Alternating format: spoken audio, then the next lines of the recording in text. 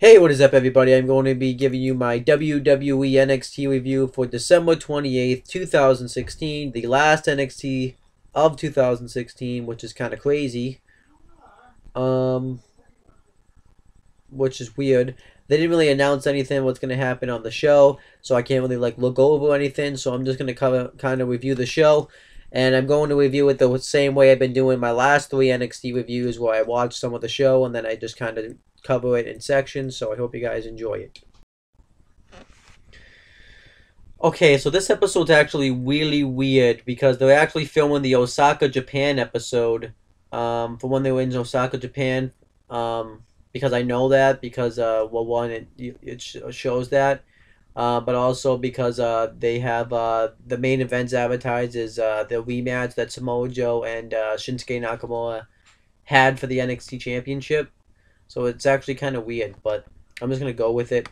Um, so we had Corey Graves and Tom Phillips on commentary for this show, and the first match it was ONeill Lorcan versus Adranis and Almas, um, and this was actually a really good match. I enjoyed it. Adranis and Almas came out with his mask because if you know in Japan, this is how the people in Japan know him. Well, the audience, I should say. And this was actually a really good match. Adrani Cianoma starts off getting really quick offense in on ONeill Lorcan, but ONeill Lorcan starts to make some sort of somewhat a comeback. He hits uppercuts in the corner. He hits he goes for the blockbuster, but Almas counters it, but he ends up hitting the neck breaker just to run a neck breaker anyways, as if it is a blockbuster. There was this 1-6 spot where they were both trying to do a German suplex to each other, but Adrani and Almas, they both couldn't do it, so Almas just ended up spinning Lorcan up in the air and dropping him down on the back of his head, which looked sick. And only Lorcan still kicked out of this, and then Adrani and Almas ends up hitting a wicked arm drag into the corner on ONeill Lorcan, which looks sick, and he ends up hitting the double knees into the corner, and he tries to cover him while using the ropes, but ONeill Lorcan is still able to kick out, and then eventually ONeill Lorcan finally gets the victory with a inverted suplex off the top rope, and he gets the victory. I was actually kind of surprised by this, and I'm actually happy about this because, like I said, I like ONeill Lorcan. I know him as Biff Busick from Top Rope Promotions, so maybe this is a little bit of a pride thing, but I actually like the fact that he actually ended up going over because I want to see him have some success in WWE. I thought he was pretty talented in Top Rope Promotions, so I want to see him have some success in WWE because everybody says that the people in Top Rope Promotions aren't ever going to be anything great in WWE, and ONeill Lorcan's my chance for people to prove them wrong by showing that people can have that people from Top Rope Promotions can have success when it comes to a WWE level. So ONeill Lorcan's that chance. But I thought the match was good, and like I said, it was a nice surprise victory, and that he pretty much beat Almas pretty much in his home country. So, I thought that was it wasn't his home country, but where he's wrestled and everything. So I was actually pretty surprised by this. Okay, so next match we had, it was a tag team match. It was Liv Morgan and Aaliyah versus Peyton Royce and Bailey Kay. And overall, I thought this was a solid match. Peyton Royce and Bailey Kay dominate Aaliyah and just really get the heat on her, so that way she could just not make the tag to Liv Morgan. And they actually hit it a couple sick double kicks right to the back of the head on Aaliyah, which I thought looked cool. And eventually, Liv Morgan gets the hot tag on Bailey Kay and starts going off on her. But eventually, Peyton Royce makes the tags herself in, and ends up hitting a bulldog right into Bailey Kay's knee for the win. I don't know what they would call that. And like I said, I'm really enjoying Peyton Royce and Liv Morgan. I think they've been a force to be reckoned with in the NXT Women's Division, and and they're making them look strong for future opponents to go up against Asuka for the NXT Women's title. So I thought this was good. Okay, guys, I apologize, but I don't know what happened. I just when I was watching NXT, I guess Wednesday, this episode, I just fell asleep during the NXT Tag Title match. It wasn't because it was boring or anything like that. I actually just watched it twice, and really enjoyed it. What happened, I think, was sometimes that just happens. I just am really comfortable, and I'll end up falling asleep. And you're gonna wonder why did it take me 2 days? Well, because we went and got my phone transferred over to from T-Mobile AT&T. I'm on my grandparents' plan now, and I just got busy doing that. We had a snowstorm, so I just been really busy. So I'm gonna try to finish this review. So next match, it was the NXT Tag Team Title match. NXT Tag Team Champions #DIY versus Akira Tozawa and Tajiri, which was they were the home country wrestlers, and this was a really good NXT Tag Team Championship match, and I'm really glad they stuck Akira Tozawa and Tajiri as a team. They're actually a really good team. I think they wanted them because everybody knows who Akira Tozawa and Tajiri are since they're in Osaka, Japan, and everybody would be huge star power for the Japan side of things. Obviously Tajiri too. Everyone knows who Tajiri is, but especially in Japan. So it was really awesome that they had him on this tour. And this was like I said, a really good NXT Tag Team Championship match here. Both teams start shaking hands with each other, and then Johnny Gargano and Akira Tozawa both start chain wrestling each other. Eventually, Akira Tozawa goes for an arm drag, but Johnny Gargano reverses it, and Akira Tozawa hits an arm drag into a senton, tries to pin him, but Gargano counters into a roll-up, and then Tommaso Ciampa and Tajiri start wrestling with each other, and eventually Tajiri hits a couple of kicks, and they get him in the corner, and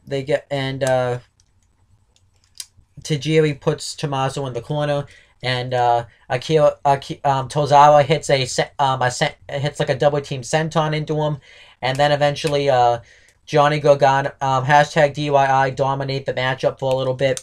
They hit a high knee into an enziguri on Akira Tozawa, and then they just dominate the matchup. Akira Tozawa tries to go for a dropkick in the corner, and Tommaso Ciampa counters into a backbreaker, and they dominate. And #DIY dominate Tajiri for a little while, and then eventually Akira Tozawa tries to make a comeback when he I'm trying to remember what he does because it was he eventually knocks down Johnny Gargano, and he tries to get to the corner, but Tommaso Ciampa knocks him off, and then Akira Tozawa hits a pump kick coming out of the corner, and then Tajiri gets the hot tag onto Tommaso Ciampa, and he starts laying in some really heavy kicks on #DIY, and Akira Tozawa hits and Tajiri hit a double team move. Akira Tozawa hits a like an enziguri on uses Tajiri to hit like an enziguri onto #DYI, and Tajiri holds #DYI in position so that way Akira Tozawa can hit a double suicide dive twice, and he tries to go for the cover, but Tommaso Ciampa ends up kicking out, and then eventually Johnny Gargano gets tagged in, and they both start trying to do super kicks to each. Well, actually, that's not what happens. Johnny Gargano hits a spear through the ropes on Akira Tozawa, and then Akira Tozawa ends up hitting a wicked super kick onto Johnny Gargano, but he kicks out of it. And then Tajiri gets Tajiri gets tagged in, and he hits a wicked kick right to the shoulder of Johnny Gargano. He gets Johnny Gargano into the tarantula, and he goes to hit a kick to the head while he's on the ground, but Johnny Gargano counters and hits a roll up into the kick to the head onto Tajiri, but he ends up kicking out. And then Tommaso Ciampa and Akira Tozawa get tagged in, and Tommaso Ciampa ends up hitting a power bomb into the backbreaker, but Akira Tozawa kicks out of it, and then Akira Tozawa hits he hits two German suplexes um, onto well he it was like two quick German suplexes on hashtag DYI. He hits a bridge German suplex onto Tommaso Ciampa, but Johnny Gargano breaks up the pin before he counts three. The referee counts three, and then Tommaso Ciampa hits the powerbomb into the backbreaker. Then Tajiri breaks up the pinfall in time, and eventually hashtag DYI end up getting the victory when hashtag DYI hit the meet me in the middle, which is the head strike, which is the knee strike super kick combo for the win on Akira Tozawa. And after the match, and so hashtag DYI retained the NXT Tag Team Championships. And after the match, the champions bowed down to their challengers as a sign of respect since they're from Japan. And that was it. But like I said, this was a really good NXT Tag Team Championship match here. And obviously, everybody, it was just a really good wrestling match. Everybody looked good coming out of this matchup, and obviously it made it. This actually put over hashtag DYI as a credible tag team, and I like that they had Akira Tozawa and Tajiri team up. So this was really good stuff here. All right, so then the next match was the NXT Women's Championship match. NXT Women's Champion Asuka versus Nia Jax. I didn't really care for this match.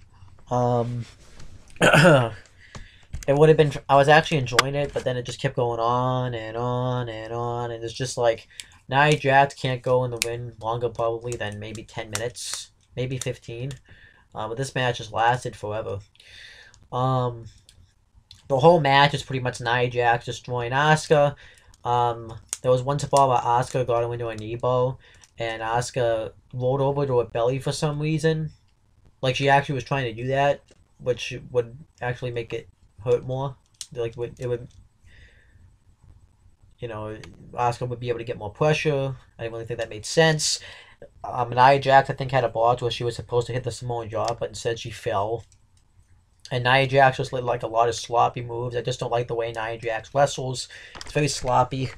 And then and Asuka kept trying to get like sleeper holds and triangle chokes on her and stuff.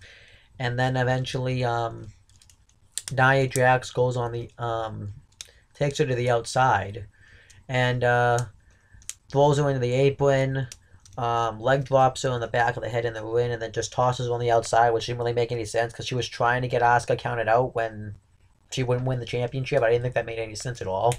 And like Corey Graves was trying to defend her by saying, well, she probably doesn't know the rules and stuff. It didn't really make any sense.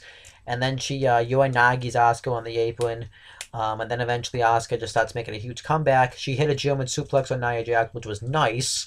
And hits a kick to the head and knocks out Nia Jax out, covers her and gets the win. I get they wanted to make not Nia Jax, Asuka look vulnerable because this was in her hometown, so she was going to get a huge babyface reaction. So I got what the point was. I just didn't like what the point was. Okay, then we had the main event. It was a NXT Championship match. NXT Champion Samoa Joe versus Shinsuke Nakamura.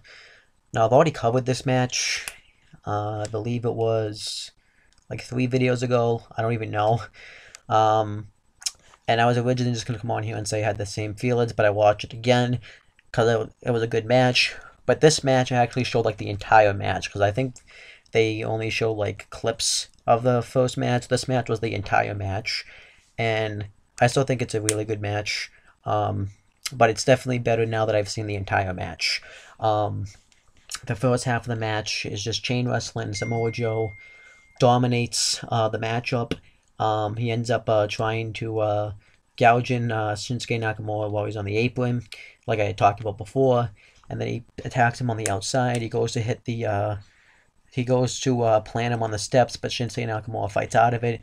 But Samoa Joe dominates. He hits the splash and an enziguri in the corner. And he dominates Shinsuke Nakamura. He ends up getting him into a knee bar. And Shinsuke Nakamura eventually hits a comeback, but eventually Samoa Joe gets back in control. And he hits a... he gets him into the crossface and transitions it into the octopus. And then Shinsuke, he powerbombs Nakamura and he tries to pin him, but then he reverses it. But Nakamura kicks out of it, but he turns it into a Boston Crab, and then eventually Shinsuke Nakamura makes a comeback. He tries to get Joe into an armbar, but Joe fights out of it, and then Samoa Joe hits an Insiguri, which knocks Nakamura to the floor.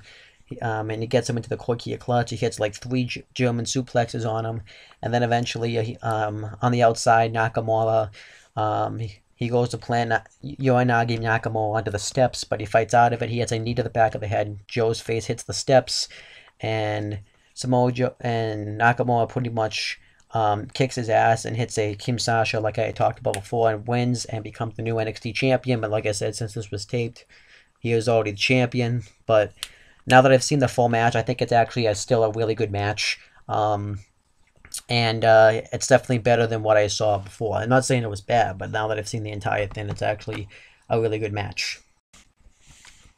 So overall, I thought this was a really good episode of NXT. I thought it had a lot of good wrestling, except for the NXT Women's Title match that I just didn't care for. But I thought the opening match between ONeill and Andrade and Almas was good. The women's tag team match was good. The NXT tag team match was probably the match of the night.